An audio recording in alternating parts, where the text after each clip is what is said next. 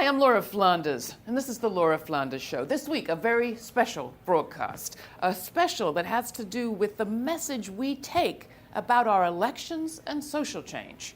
What have we heard for the last 2 years in this long, endless nightmare that's been our election process? We've heard that it's all about a couple of presidential candidates, and then at the end of the day, it becomes all about you and casting your vote. And then you go home. On today's program, we talk to past guests of the Laura Flanders Show and some that you haven't met yet about how they see social change happening and about the continuing role for you, me, and all of us in our communities in making the kind of change we want. It's not about leaving it to the top of the ticket. It's about what's happening where you live, where you are, and what happens the day after the election.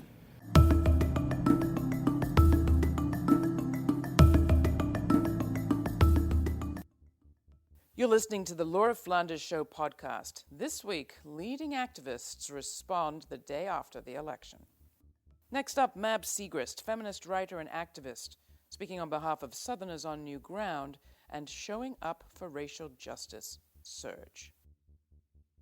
Glad to have you here today. My name is Mab Segrist, and I've been living in Brooklyn for 3 years now.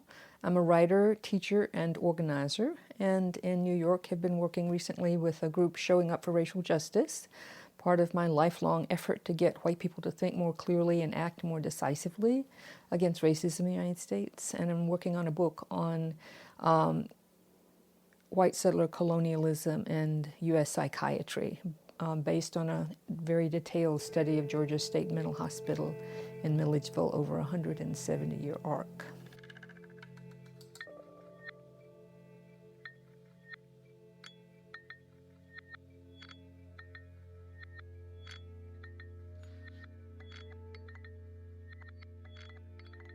I mean, in terms of the role that presidential elections and politics have in social change movements, I'm not of the purist party that doesn't want to get my hands dirty in them, because I've seen from my many years in North Carolina fighting Jesse Helms tooth and nail that elections can do you a lot more harm than they can good. And so fighting off the levels of harm, trying to advocate for the largest amount of space for these people who are really vying to have the levers of state power, which is no small thing. I've seen Reagan come in, I've seen Bush come in, so presidential politics, I think, are always these pivotal moments, and we have to do them in some kind of way. Immediately the day and the couple days after, I'm going to be trying to figure out what exactly came up. Was there violence at the polls? How did the swing states go? What's happening in North Carolina? What happened to the governor? What happened to the legislature?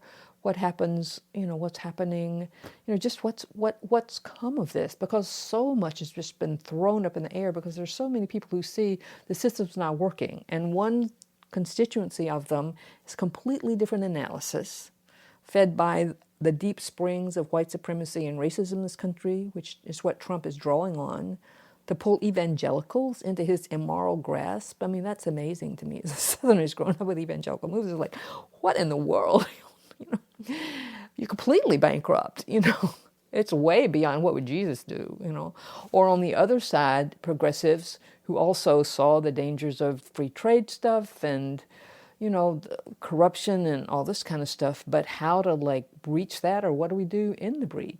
I'm in a phone call before the election of people to just say, well, what do we do? What do we do after the election? And what do we do this way? And what do we do that way? And I certainly hope that there'll be larger and larger actual gatherings of people, not just social media and not just telephone call webinars, but people really getting together. And I'd love to see marches on Washington in the spring. We used to be able to get 1 million people, and it's and stuff is just not the same thing. We really need to be out in the public square on these things. Organizing locally, statewide, and municipal county elections, they're completely crucial and really where we can have more control and build out more. But I come from North Carolina, and a gerrymandered legislature through Citizens United in 2010 has brought a supermajority there that over the past 6 years has dismantled the state in ways that are obscene and really suicidal. I mean, when you let Duke Power dump coal ash into all your rivers and you give away to defend the state against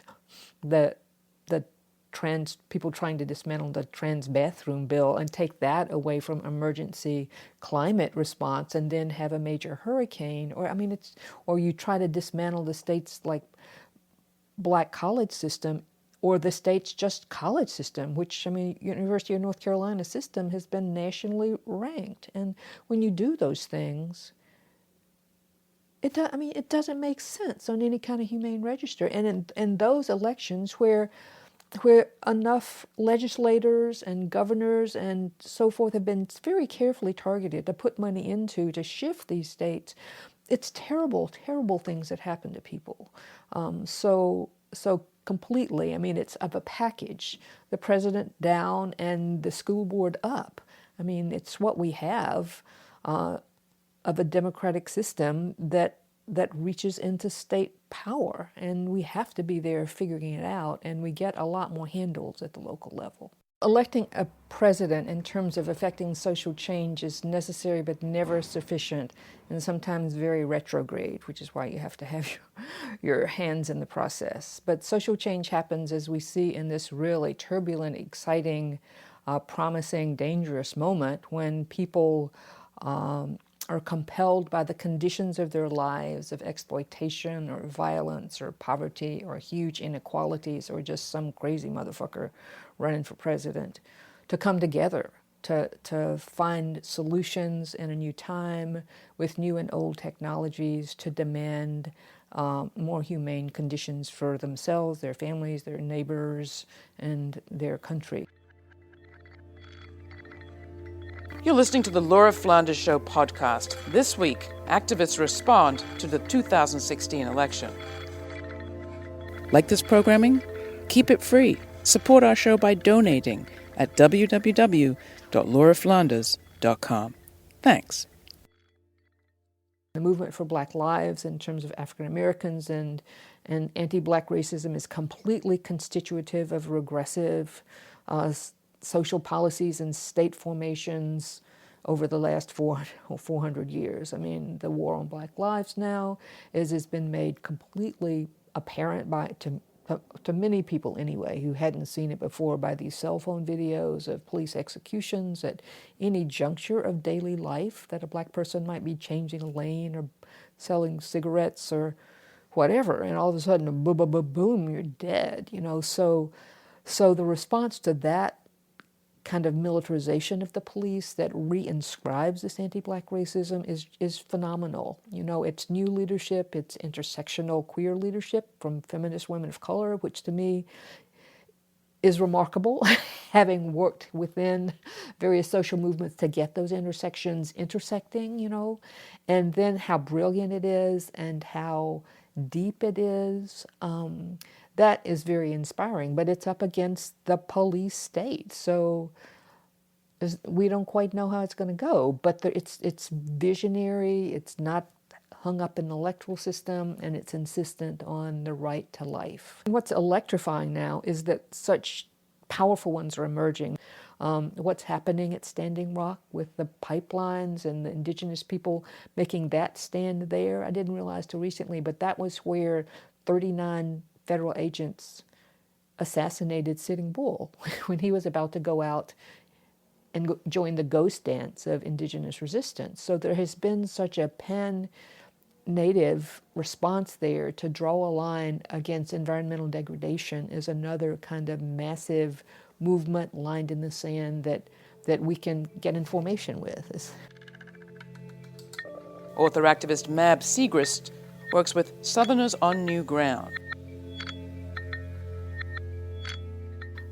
In terms of my own organizing and what I'm also excited about is Showing Up for Racial Justice, which was put together in 2010 when it seemed that the Tea Party and the anti-Obama white reaction were consolidating the latest version of Jim Crow, of racism, of white supremacy in this country, and many folks were calling on white people to step up to that. So by 2012-13, there were maybe 12 chapters folks had figured out.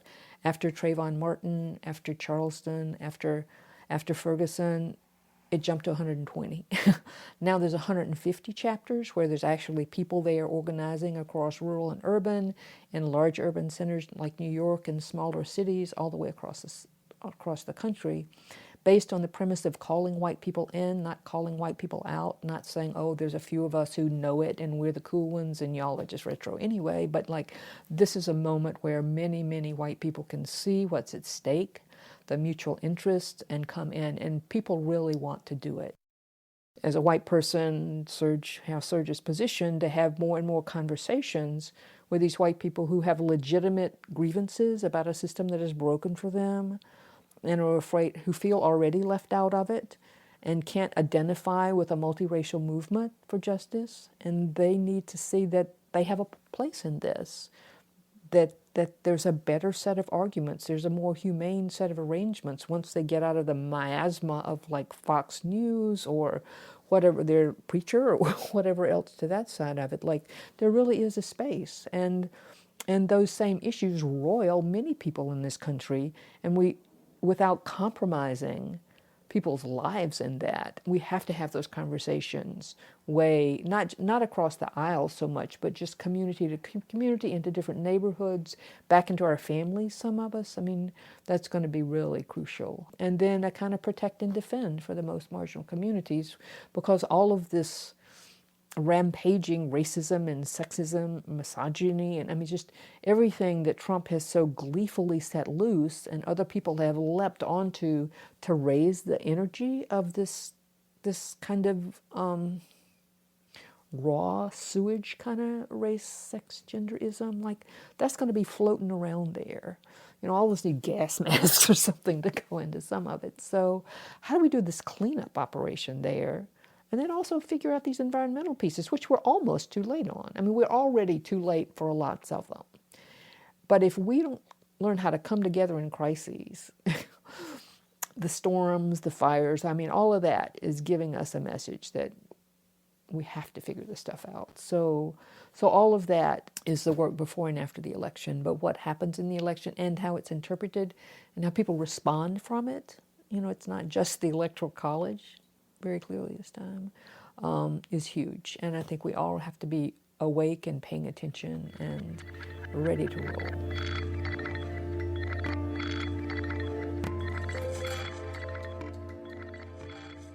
So how can people who haven't been involved in social movements for change get involved? Start where you are. Start in your local community.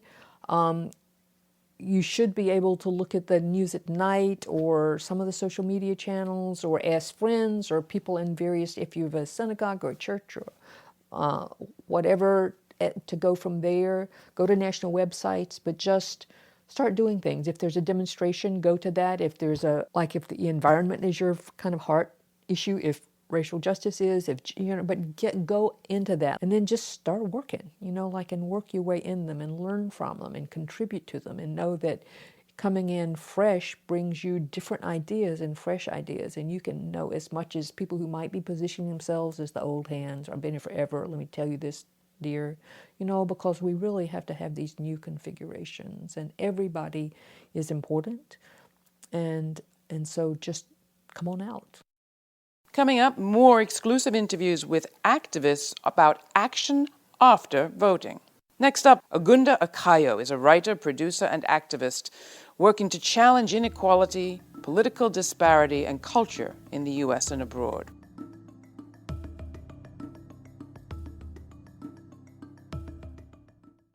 My name is Agunda Akayo. I'm a writer, a producer, an activist. I'm affiliated with a number of Black feminist organizations, as well as the newly minted movement called GOP Hands Off Me, that is a women of color-led social justice movement for our greater equity. Well, in my experience and the work that I've done, I believe that social change usually happens certainly from the grassroots up. And even beyond that, a lot of times it's the people who find themselves most marginalized, most disrespected, who are most invested in transformation. So I certainly would say that as a Black feminist and working with a lot of Black women are often been at the front of social change in this country, where they're talking about abolition connected to suffragist movements, which black women were involved in both. Or if you look at some of the early work around sexual violence that someone like, say, Rosa Parks and other women was involved with, that led to other broader civil rights actions, and subsequently also connected to the women's movement, the second wave of the women's movement. Or even right now, the wave of actions we're dealing with in this country that around violence by the police that was largely organized into some sort of form by the Black Lives Matter movement that has been pretty much was started by 3 black women. So I think that black women are very instrumental in that way of being movers and in terms of really moving the dial towards equality in this country, particularly because of the position of vulnerability and lack of attention to our needs in this society. So it makes us very much activists and advocates of many people. You're listening to the Laura Flanders Show podcast. This week, activists respond to the 2016 election. Well, I think, I'm an immigrant. I'm originally from Kenya, and I grew up in New York City. And the elections in America and the presidential elections are very much a spectacle. I mean, definitely at this point, more than probably ever, but they've always been a little bit of a spectacle because not as many Americans, especially in my generation, I'm in my mid-30s, are really aware of the machinery of how government and policies and different things like that work, state legislatures, mayors.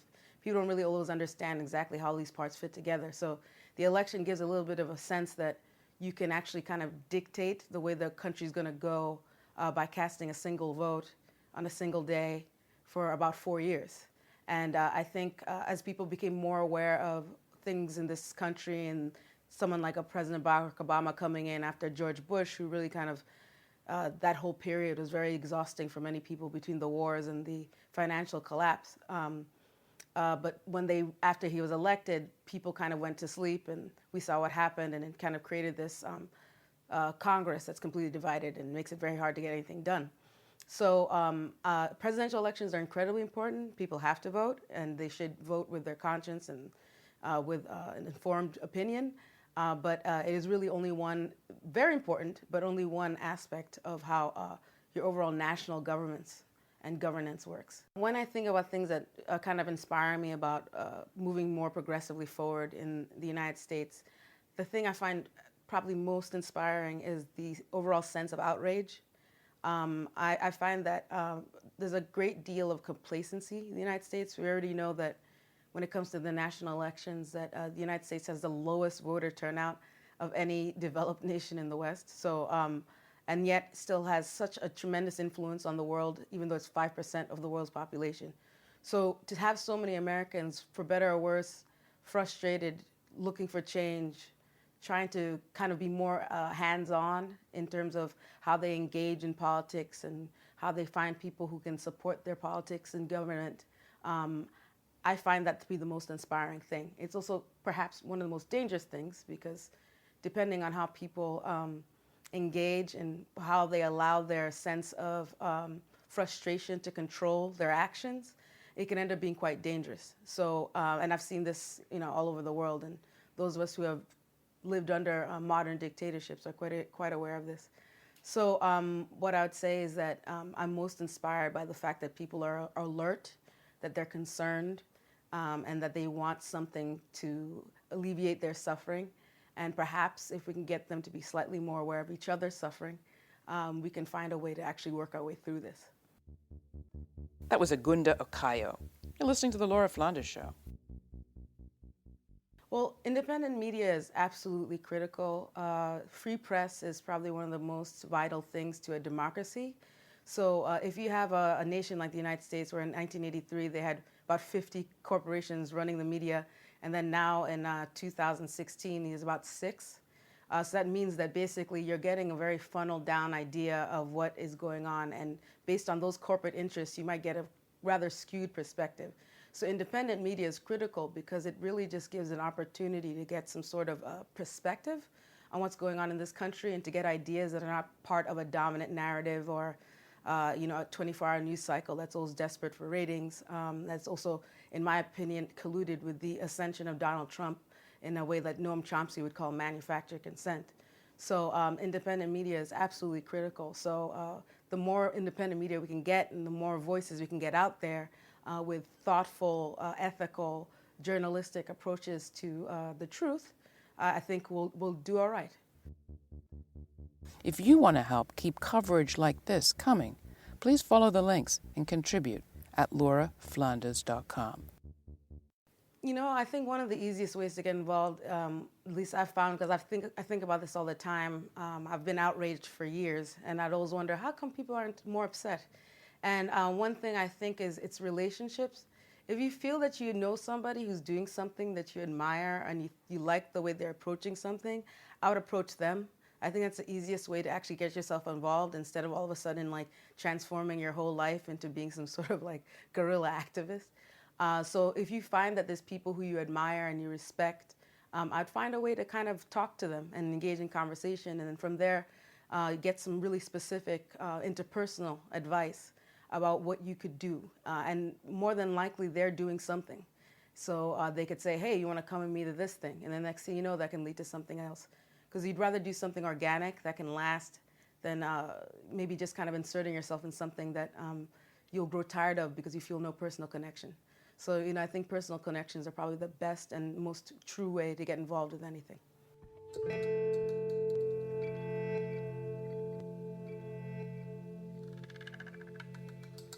Well, I guess my vision for a progressive future is one in which anti-intellectualism is gone, where we can actually respect people for being bright. I think that would be a good idea. I also think that the more that people can really interact with each other. Growing up in New York City, I've been privileged to have really serious and deep relationships with people across all cultures, being in a Dominican kid's house growing up, eating their food, being in a Russian kid's house, eating their food, being in college and having Vietnamese best friend and having, you know, a white friend from Utah and Salt Lake, and you know what I mean? So I think that the more that people interact with each other, like actually engage with each other, that's probably the easiest and most true way to kind of have a progressive future. So with those two things, smart thinking and some sort of relationships, real relationships with other people that are different than you, I think we could actually kind of start building the bridges forward.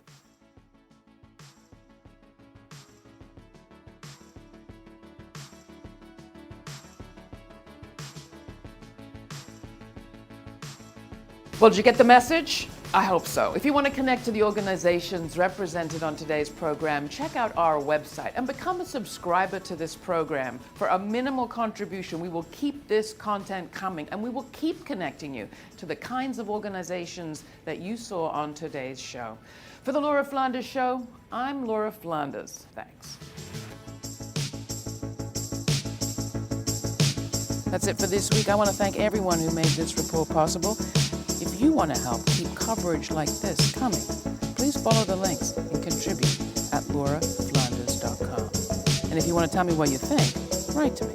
That's Laura at lauraflanders.com. LAURA at lauraflanders.com. Thanks a lot.